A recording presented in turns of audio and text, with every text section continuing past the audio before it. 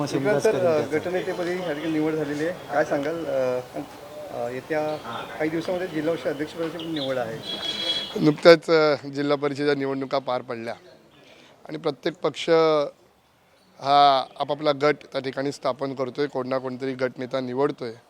त्याच पद्धतीने आमच्या शिवसेना उद्धव बाळासाहेब ठाकरे पक्षाचा गटनेता म्हणून आणि त्याचबरोबर महाराष्ट्र नवनिर्माण सेना असं आम्ही एकत्रित गट तयार केला आहे आणि त्या गटाचा गटनेता म्हणून आज माझी या ठिकाणी निवड झालेली आहे.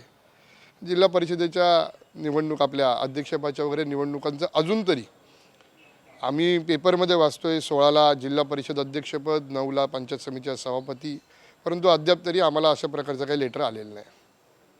निवड झालेली आहे, खऱ्या अर्थानं विरोधी पक्षनेते म्हणून सक्षम नेतृत्व बघितलं जातं.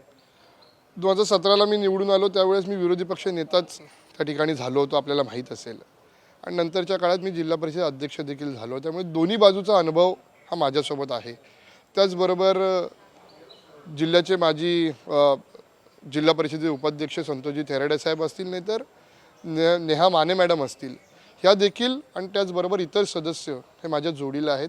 तर सगळ्यांकडे थोडाफार प्रत्येकाकडे अनुभव आहे, जसा माझ्याकडे तसं त्यांच्याकडेही आहे. आणि त्यामुळे आम्ही एकत्रितपणे जी विरोधी पक्षाची भूमिका असेल ती आम्ही कणखरपणे मांडू.